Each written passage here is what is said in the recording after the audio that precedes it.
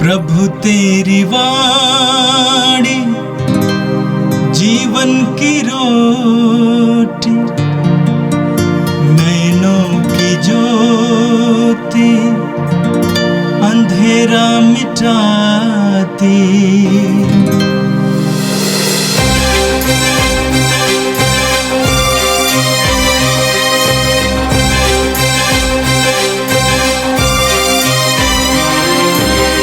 प्रभु तेरी वाणी जीवन की रोटी, नैनों की ज्योति अंधेरा मिटाती। प्रभु तेरी वाणी जीवन की रोटी, नैनों की ज्योति अंधेरा मिटाती। वाणी वाणी वाणी वाणी वाणी पवित्र है, शाश्वत है, जीवन का मन्ना है। 2 दिसंबर मंगलवार। पहला पाठ नबी ईसायास का ग्रंथ, अध्याय 11, पद संख्याएं 1 से 10 तक। यिशै के धड़ से एक टहनी निकलेगी, उसकी जड़ से एक अंकुर फूटेगा। प्रभु का आत्मा उस पर छाया रहेगा, प्रज्ञा तथा बुद्धि का आत्मा, सुमति तथा धैर्य का आत्मा, ज्ञान तथा ईश्वर भक्ति का आत्मा। वह प्रभु पर श्रद्धा रखेगा। वह न तो जैसे तैसे न्याय करेगा और न सुनी सुनाई के अनुसार निर्णय देगा। वह न्यायपूर्वक दीन दुखियों के मामलों पर विचार करेगा और निष्पक्ष होकर देश के दरिद्रों को न्याय दिलाएगा। वह अपने शब्दों के डंडे से अत्याचारियों को मारेगा और अपने निर्णयों से कुकर्मियों का विनाश करेगा। वह न्याय को वस्त्र की तरह पहन लेगा और सच्चाई को कमरबंद की तरह धारण करेगा। तब भेड़िया मेमने के साथ रहेगा, चीता बकरी की बगल में लेट जाएगा। बछड़ा तथा सिंह शवक साथ साथ चरेंगे और बालक उन्हें हाँक कर ले चलेगा। गाय और रीछ में मेल मिलाप होगा और उनके बच्चे साथ साथ रहेंगे। सिंह बैल की तरह भूसा खाएगा। दुधमुहा बच्चा नाग के बिल के पास खेलता रहेगा और बालक करेत की बम्बी में हाथ डालेगा। समस्त पवित्र पर्वत पर कोई भी ना तो बुराई करेगा और ना किसी की हानि, क्योंकि जिस तरह समुद्र जल से भरा है, उसी तरह देश प्रभु के ज्ञान से भरा होगा। उस दिन यिशै की संतति राष्ट्रों के लिए एक चिन्ह बन जाएगी। सभी लोग उसके पास आएंगे और उसका निवास महिमामय होगा। यह प्रभु की वाणी है। संत लूकस के अनुसार पवित्र सुसमाचार अध्याय 10 वाक्य संख्या 21 से लेकर 24 तक। उसी घड़ी ईसा ने पवित्र आत्मा से परिपूर्ण होकर आनंद के आवेश में कहा, पिता, स्वर्ग और पृथ्वी के प्रभु, मैं तेरी स्तुति करता हूं, क्योंकि तूने इन सब बातों को ज्ञानियों और समझदारों से छिपाकर निरे बच्चों पर प्रकट किया है। हाँ पिता, यही तुझे अच्छा लगा। मेरे पिता ने मुझे सब कुछ सौंपा है। पिता को छोड़कर यह कोई भी नहीं जानता कि पुत्र कौन है, और पुत्र को छोड़कर यह कोई भी नहीं जानता कि पिता कौन है। केवल वही जानता है जिस पर पुत्र उसे प्रकट करने की कृपा करता है। तब उन्होंने अपने शिष्यों की ओर मुड़कर एकांत में उनसे कहा, धन्य है वे आंखें जो यह देखती है जिसे तुम देख रहे हो, क्योंकि मैं तुमसे कहता हूं, तुम जो बातें देख रहे हो उन्हें कितने ही नबी और राजा देखना चाहते थे, परंतु उन्होंने उन्हें नहीं देखा, और जो बातें तुम सुन रहे हो वे उन्हें सुनना चाहते थे, परंतु उन्होंने उन्हें नहीं सुना। यह प्रभु का पवित्र सुसमाचार है। ख्रिस्त प्रभु की जय। यीशु में मेरे प्रिय भाई और बहनों, आज का पहला पाठ नबी ईसायास के ग्रंथ से लिया गया है। नबी ईसायास मसीह के विषय में भविष्यवाणी करते हुए दो महत्वपूर्ण बातों को हमारे समक्ष रखते हैं। पहली बात है आत्मा से परिपूर्ण जीवन, और दूसरी बात है मसीह के राज्य के विषय में अपनी भविष्यवाणी को रखता है। आज के पाठ को संदर्भ में रखते हुए इन दो महत्वपूर्ण बिंदुओं पर हम लोग मनन चिंतन करने की कोशिश करेंगे। पहली बात है कि ईश्वर की आत्मा हमारे जीवन में परिवर्तन लाता है। नबी ईसायास अपनी भविष्यवाणी को रखते हुए वह कहने की कोशिश करता है, बताने की कोशिश करता है कि जो मसीह आएगा वह आत्मा से परिपूर्ण होगा। हम वचन में पढ़ते हैं, यसे की धड़ से एक टहनी निकलेगी, उसकी जड़ से एक अंकुर फूटेगा, प्रभु का आत्मा उस पर छाया रहेगा, प्रज्ञा तथा बुद्धि का आत्मा, सुमति तथा धैर्य का आत्मा, ज्ञान तथा ईश्वर पर श्रद्धा का आत्मा। अपने इस कथन के साथ नबी ईसायास यह भविष्यवाणी करता है कि ईश्वर जिस मसीह को अपने लोगों की रक्षा के लिए भेजेगा, पाप के मोचन के लिए भेजेगा, वह आत्मा से परिपूर्ण जीवन को जिएगा। और वही भविष्यवाणी संत मत्ती रचित सुसमाचार अध्याय 3 वाक्य संख्या 16 में पूरी होती है, जब प्रभु यीशु योहन द्वारा बपतिस्मा प्राप्त करने के बाद जल से जैसे ही ऊपर आते हैं, पवित्र आत्मा कपोत के रूप में उस पर प्रकट होते हैं। और यह बताता है कि मसीह पवित्र आत्मा से परिपूर्ण जीवन को जिएंगे। वह जो भी कार्य करेंगे वह आत्मा से संचालित होकर के करेंगे। हम लूकस रचित सुसमाचार अध्याय 4 वाक्य संख्या 18 में पढ़ते हैं, जहां पर प्रभु स्वयं इसकी घोषणा करते हैं और कहते हैं कि प्रभु का आत्मा मुझ पर छाया रहता है, और अपने वचन और कर्म की घोषणा वहां लोगों के सामने करता है कि कैसे ईश्वर अपनी आत्मा के द्वारा उसका अभिषेक किया है उसके राज्य का प्रचार प्रसार करने के लिए, अच्छे कार्य को संपादित करने के लिए। तो नबी ईसायास की यह भविष्यवाणी जिसे उसने मसीह के विषय में की थी, वह प्रभु के जीवन में पूरा होता है।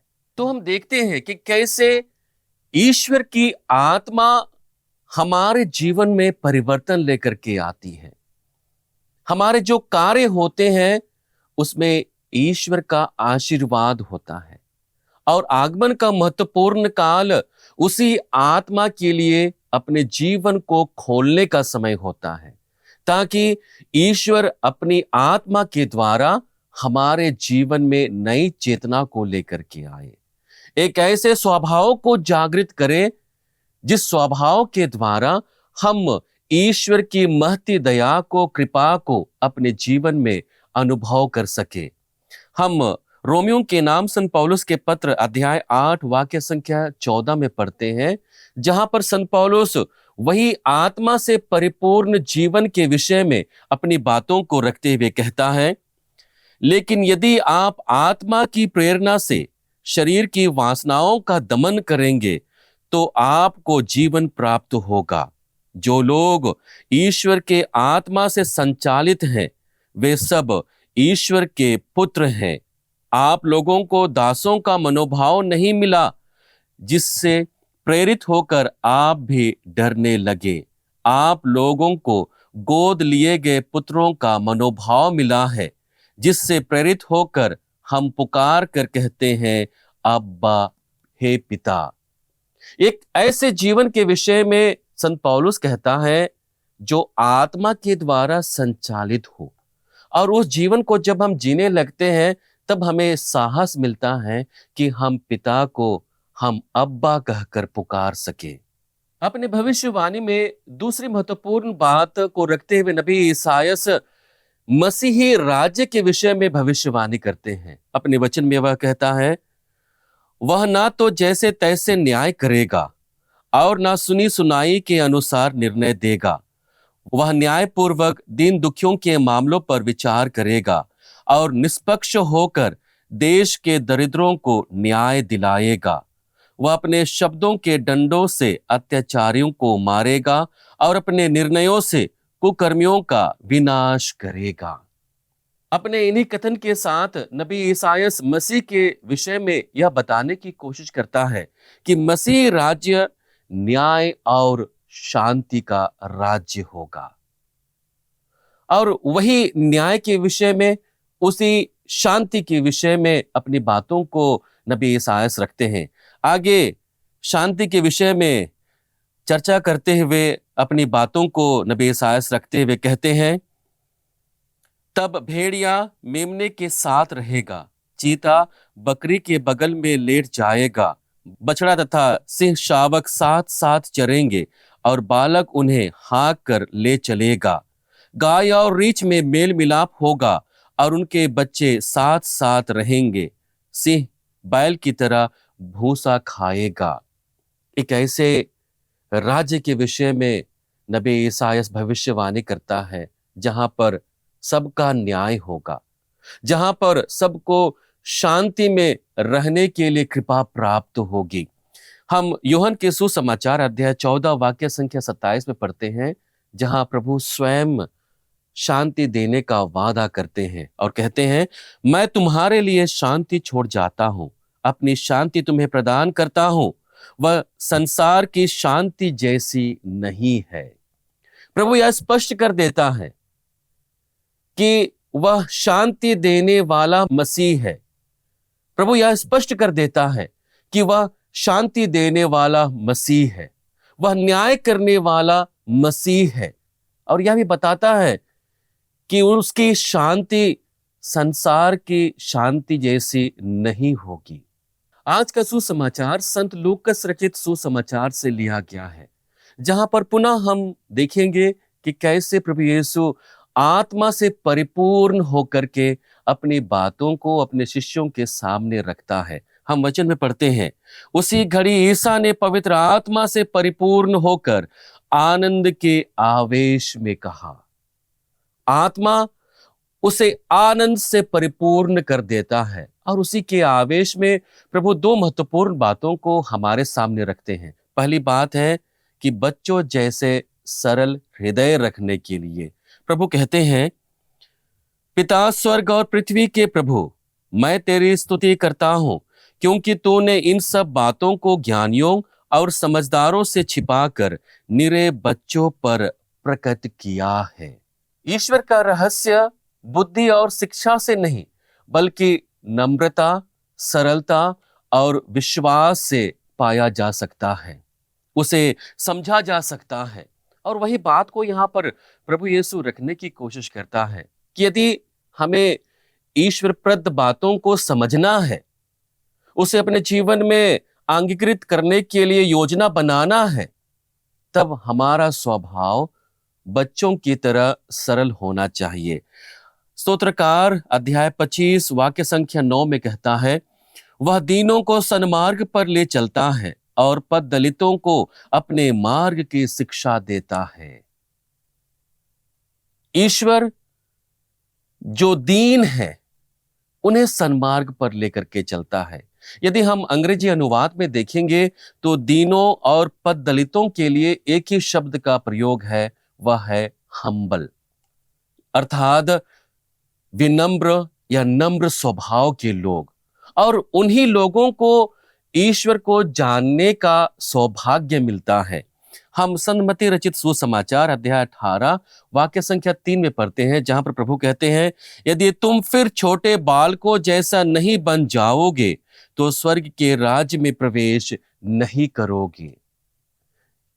स्वर्ग के राज्य में प्रवेश अर्थात ईश्वर को जानना और उसका अनुभव करने का कुंजी केवल एक पर ही निहित है, हमारा स्वभाव, हमारा आचरण, हमारी सोच निरे बच्चों के समान होना चाहिए, छोटे बच्चों के समान होना चाहिए। और वही हमें पिता के दर्शन कराएगा, पिता का अनुभव हमें महसूस कराएगा।